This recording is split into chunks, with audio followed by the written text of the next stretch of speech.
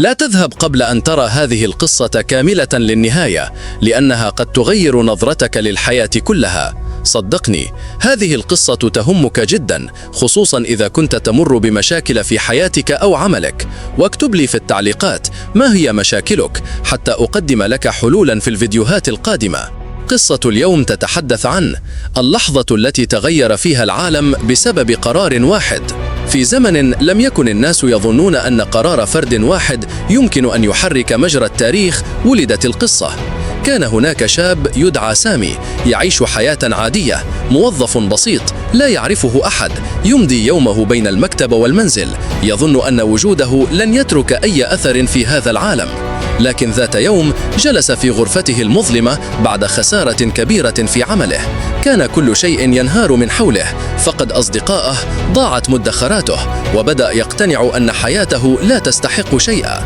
وبينما يفكر أن يستسلم، لمح ورقة صغيرة على مكتبه كتبها منذ سنوات، فيها جملة واحدة: لا تنتظر العالم ليتغير، غيره أنت.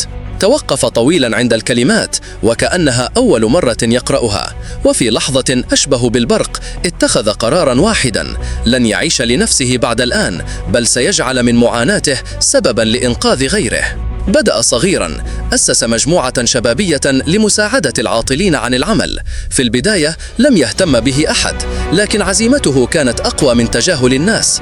بعد أشهر صار يلتف حوله العشرات ثم المئات. كانت فكرته بسيطة: أن يحول الفشل إلى خبرة، واليأس إلى فرصة، والخسارة إلى درس. تدريجيا تحولت مبادرته الصغيرة إلى حركة ضخمة ألهمت مدنا بأكملها. قصص النجاح التي خرجت من حوله صارت حديث الناس. الصحف كتبت عنه: شاب واحد غير مصير جيل كامل بقرار واحد فقط. المفارقة أن سامي نفسه لم يكن يبحث عن مجد أو شهرة، كل ما فعله أنه رفض أن ينكسر. وفي تلك اللحظة التي كان فيها على وشك الاستسلام، اختار أن يقول: لن أكون ضحية، سأكون بداية. وبعد سنوات عندما سئل عن سر نجاحه قال: لم أكن أعلم أن العالم سيتغير بقراري، كل ما كنت أعلمه أنني إن لم أتغير أنا فلن يتغير شيء أبدا. وهكذا يا صديقي، العالم أحيانا لا يحتاج إلى جيوش، ولا إلى ثروات، ولا إلى قوى عظمى. أحيانا يحتاج فقط إلى إنسان وحيد يتخذ قرارا واحدا في لحظة، فتتغير القصة كلها. والسؤال الآن: هل ستدع حياتك تمضي كما هي، أم ستتخذ قرارك أنت أيضا لتكتب اللحظة التي تغير بها عالمك؟ بعد مرور سنوات على القرار الأول، وجد سامي نفسه أمام منعطف جديد لم يكن في الحسبان. لقد كبرت مبادرته وانتشرت فكرته، لكن مع كل توسع واجه تحديات أكبر: معارضة من أصحاب مصالح، ضغوط من جهات أرادت أن توقفه، وحتى خيانات من أشخاص كانوا يوما أقرب الناس إليه. في إحدى الليالي جاءه اتصال مفاجئ: سامي، إن لم تتراجع ستخسر كل شيء. أغلق الهاتف ببطء ثم جلس صامتا. كان يمكنه أن يختار طريق الراحة، أن يتوقف ويترك كل ما بناه ينهار، لكن داخله تذكرت تلك اللحظة القديمة التي غيرت حياته، وتساءل: هل كنت صادقا مع نفسي حين قلت إنني لن أستسلم؟ في اليوم التالي جمع فريقه الصغير الذين ظلوا أوفياء مهما اشتدت العواصف، وقال لهم: أمامنا خياران، إما أن نتراجع ونعيش مثل باقي الناس، أو نستمر حتى لو وقف العالم كله ضدنا. أنا اخترت الاستمرار، فماذا عنكم؟ وقف الجميع واحدا تلو الآخر، أصواتهم مترددة في البداية ثم قوية: معك. ومن تلك اللحظة لم تعد المبادرة مجرد مشروع، تحولت إلى حركة شعبية واسعة. آلاف الأشخاص الذين لم يعرفهم سامي يوما بدأوا يكتبون له رسائل: لقد أنقذتني من اليأس، غيرت طريقي، أعدت لي الحياة. أما هو فكان يدرك أن القصة لم تعد قصته وحده، بل أصبحت قصصهم جميعا. هو مجرد شرارة، لكن النار التي اشتعلت في قلوب الآخرين كانت أقوى من أي شيء. ومع مرور الوقت صار الناس يضربون به المثل: ذلك الرجل الذي لم يملك شيئا، لكنه اتخذ قرارا واحدا فغير به العالم. وفي لحظة تأمل وهو يقف أمام حشد يهتف باسمه، ابتسم سامي وقال في نفسه: لقد كنت أظن أنني أصنع تغييرا للعالم، لكن الحقيقة أن العالم هو من غيرني. وهكذا يا أخي انتهت رحلة رجل عادي لم يملك سوى قرار واحد، لكن قراره ذاك أصبح بداية لعصر جديد. في صباح بارد ارتفعت أصوات أجراس المدينة القديمة معلنة يوما غير مألوف. الساحات امتلأت بوجوه مختلفة، رجال ونساء وأطفال، جميعهم جاءوا يحملون شيئا مشتركا، فضول لمعرفة ماذا سيحدث بعد رحلة سامي الطويلة. لم يكن أحد يتخيل أن إنسانا بسيطا سيجمعهم بهذه الطريقة. ظهر بينهم بخطوات ثابتة، ثيابه عادية، ملامحه هادئة، لكن عينيه كانا تشعان بنور غريب. صمت الجمع كله لحظة وقوفه، حتى الهواء بدأ وكأنه ينتظر كلماته. لم يتحدث فورا، بل مد يده إلى طفل بجانبه، رفعه عاليا وقال: هنا تكمن القوة، في أن نصنع غدا أفضل من أجلهم. تلك الجملة القصيرة أطلقت موجة تصفيق لم تعرف لها المدينة مثيلا. لم يكن تصفيقا من أجل رجل، بل من أجل ولادة شعور جديد بأن التغيير صار ممكنا، وبأن لا أحد أصغر من أن يترك أثرا. ومع توالي الأيام تحولت الساحات إلى مراكز تعليم، المصانع المهجرة إلى ورش إبداع، الشوارع المظلمة إلى طرقات مضاءة. بجهود شباب قرروا أن يسيروا خلف الفكرة لا خلف الشخص. سامي نفسه تراجع خطوة إلى الخلف، تاركا القيادة لجيل جديد، مكتفيا بالنظر إليهم من بعيد بفخر. وعندما سئل بعد أعوام عن أعظم ما فعله، أجاب مبتسما: أعظم إنجازي أنني لم أنجز وحدي، بل فتحت بابا والبقية هم من عبروا. وفي تلك اللحظة سجل اسمه في الذاكرة الجمعية لا كبطل خارق، بل كبذرة أثمرت آلاف الأشجار التي ظلت تظلل الأجيال القادمة. وهكذا أدرك الجميع أن العالم لا يتغير بخطابات عظيمة، بل بخطوة.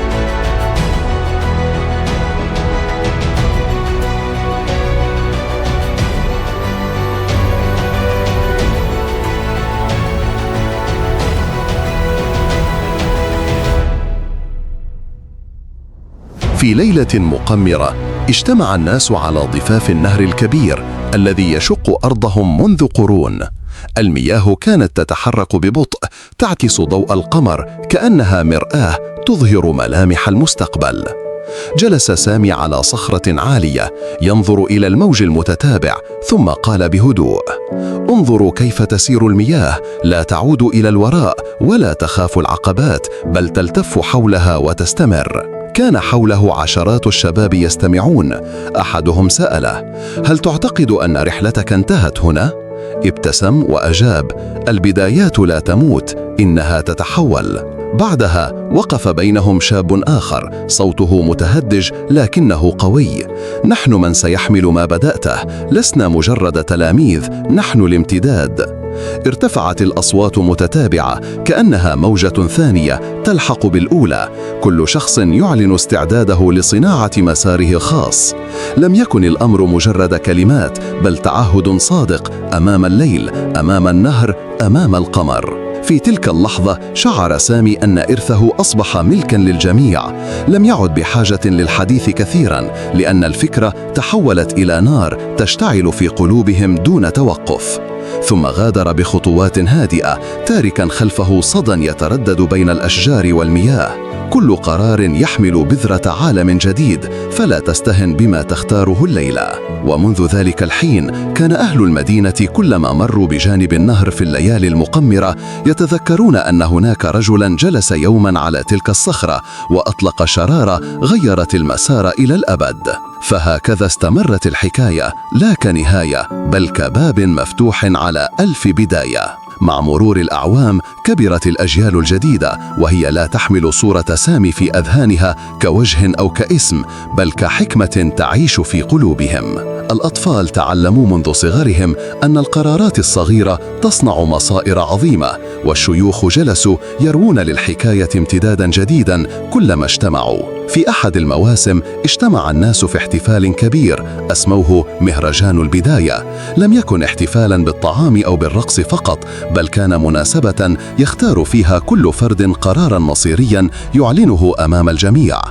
القرارات تنوعت بين شاب قرر أن يبدأ مشروعاً، وفتاة تعهدت أن تنشر التعليم، ورجل أقسم أن يترك عادة سيئة ظلت تكبله طويلاً. وهكذا تحولت المدينة كلها إلى ساحة من الخيارات الواعية، حيث لم يعد الانتظار هو القانون بل المبادرة.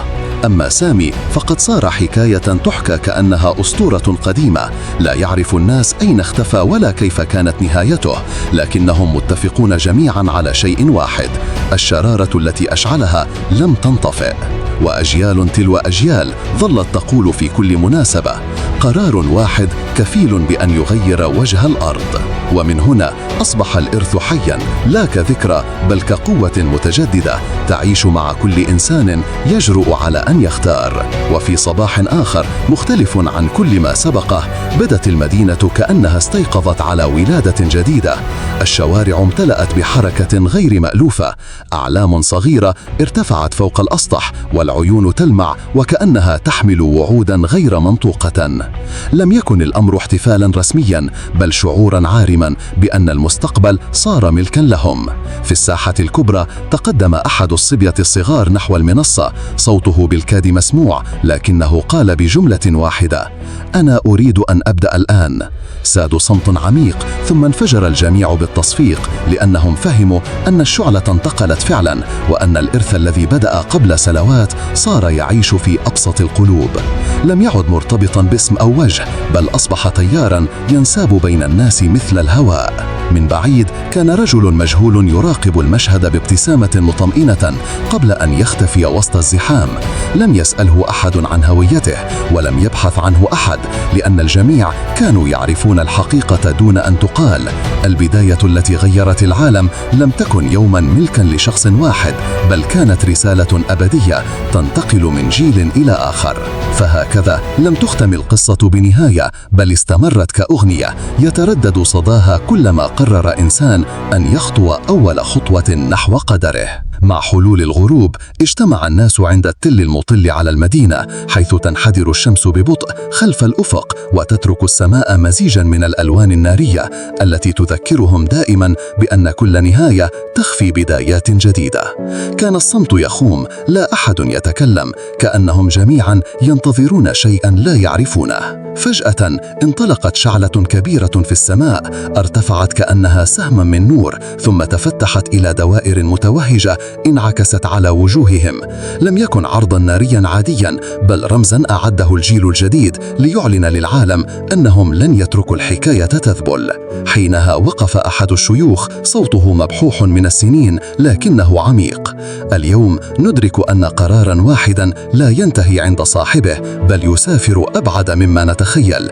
سامي كان البداية ونحن الامتداد. ارتفعت أصوات الحاضرين مرددين جملة واحدة تهز الأرض تحت أقدامهم: لن نتوقف. وبينما الليل يغطي السماء، كان ضوء الشعلة لا يزال يلمع عاليا، كأنها ترفض الانطفاء، كأنها تقول: القصة لم تكتب بعد. لقطة أخيرة، الكاميرا تبتعد من فوق الساحة، تظهر المدينة كلها مضاءة بآلاف الأضواء الصغيرة كأنها نجوم على الأرض، إيحاء أن كل إنسان صار شعلة بحد ذاته. وبنهاية القصة اكتب لي في التعليقات ماذا تعلمت من هذه القصة، وكما أخبرتك بأول القصة لا تنسى الاشتراك بالقناة وتفعيل زر الجرس كي يصلك كل قصة جديدة هنا بحلول لمشكلتك بأي مكان وزمان. وانتظرني في القصة القادمة.